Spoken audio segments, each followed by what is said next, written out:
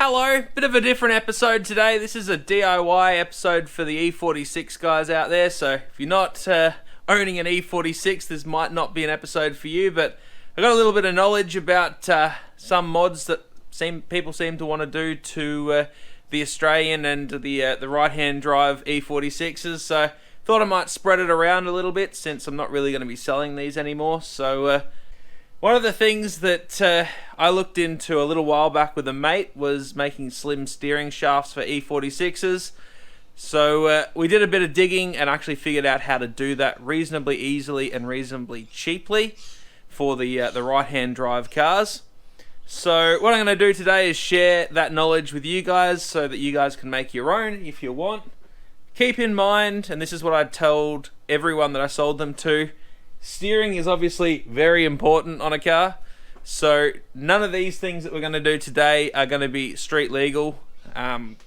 If you put them on a street car, that's up to you. I don't take any responsibility. I only ever sold these for race cars, or at least that's what I told people they have to be used for. If they used it for something else, then that's up to them. But yeah, so what we're going to need to do is, this is the end product here. What we've got is a steering shaft with an E46 and an E46 end. So that is pretty much it. There's not anything too crazy to it. The hard part is actually removing the U-joints and putting them in on this steering shaft. So this is a standard E46 shaft here. The reason that people get rid of these is this part here is quite fat and makes it hard to get things like headers or exhaust and that sort of thing through by the side of the engine. So people want to go to this. It's a bit slimmer. It gives you a lot more room to play with.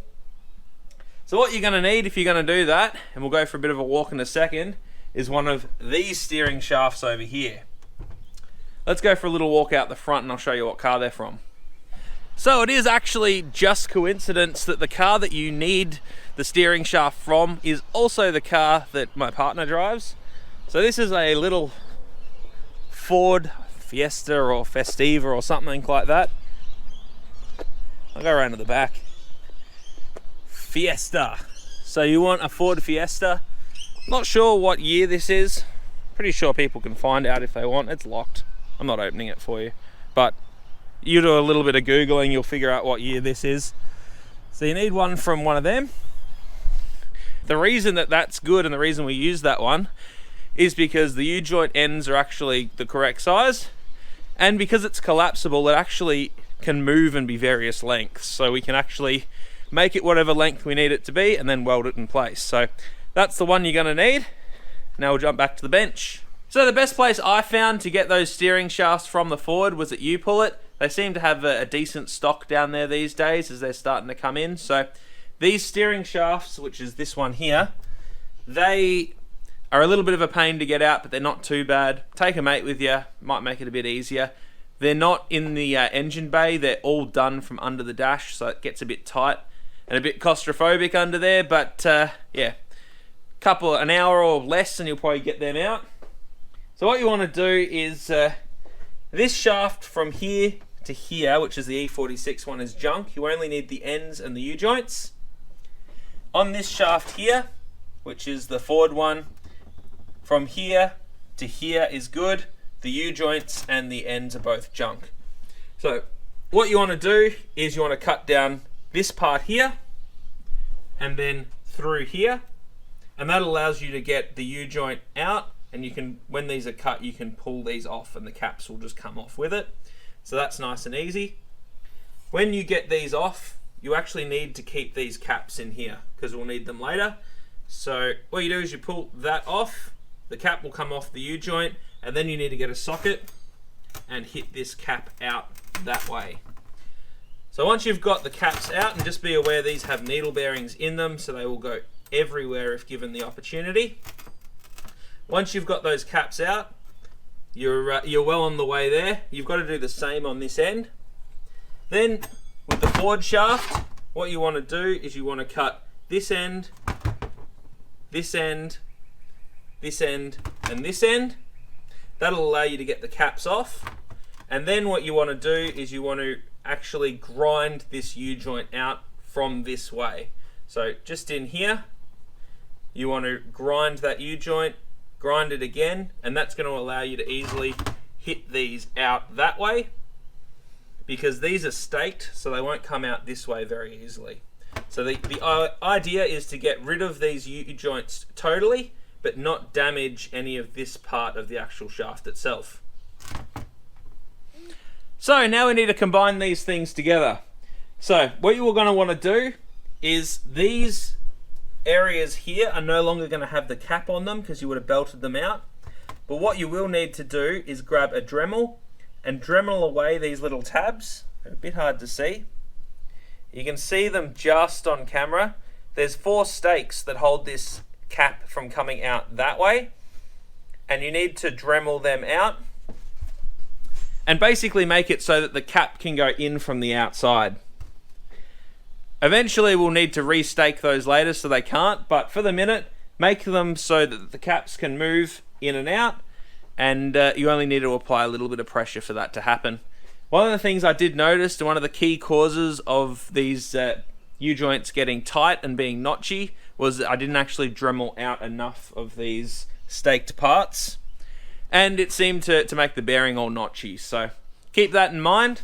The next thing we need to do is we need to get some kind of clamp to clamp the whole thing back together. So I built myself one of these. What this allows me to do basically is push on the caps to push them in.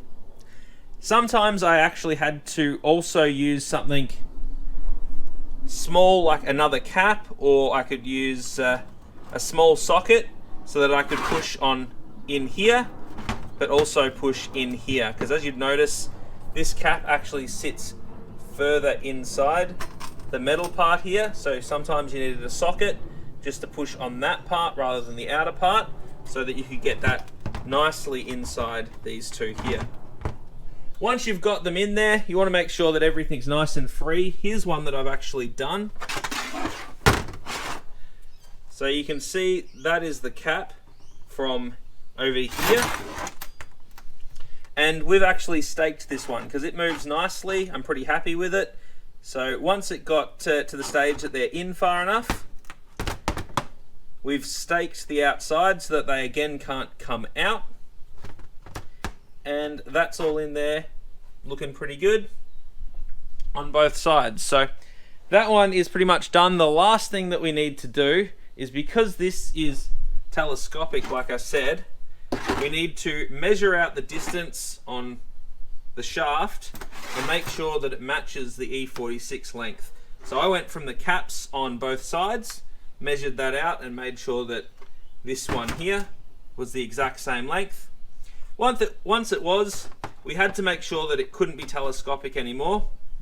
The reason for that is it's also kind of telescopic on the steering column side, and if you've got two things that are happy to move, the U-joints will go all over the place in the engine bay. So you can't leave it being able to move forwards and backwards. What I did was I just got the welder, put a couple of welds around to make sure that it can't move. You don't need to probably weld the whole thing. All you're trying to do is just make sure it doesn't move in and out, and a couple of decent welds on that is going to stop that from happening. So weld these up, make sure it's the right length. One thing to keep in mind is on the cap, the dust cap for the E46, they've got a bit of plastic that sticks out, and it's got a hole so that you can put the bolt through it, and that's really there along with the top side that's got a little notch in it to make sure that when you put the steering shaft back on, if you ever remove it, everything is lined up and the wheel's going to be straight. These don't actually have the same orientation, which is, if you look here, they're the same, but these are like 90 degrees out. So what you'll need to do is cut that little black tab off the dust boot for the side of the rack, and just make sure your steering is straight when you put it back in so that your wheel isn't all over the place. Or you could just take the wheel back off and put it back on, whatever you want to do. If you've got a race wheel, that's probably not going to be such a big issue. But yeah, go around and stake each of them, make sure that they're not going to come out and that you're happy with them, and that should be all kosher. Once you've done that, I think you've pretty much got yourself a steering shaft.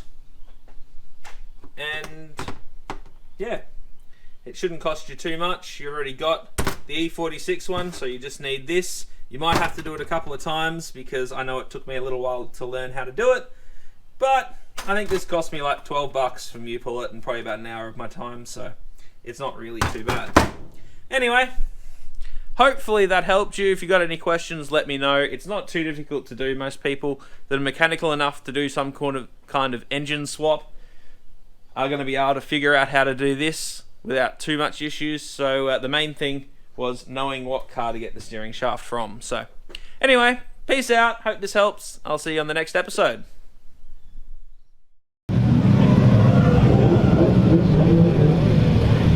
But really unfortunate there, because I was looking up, so it was going to be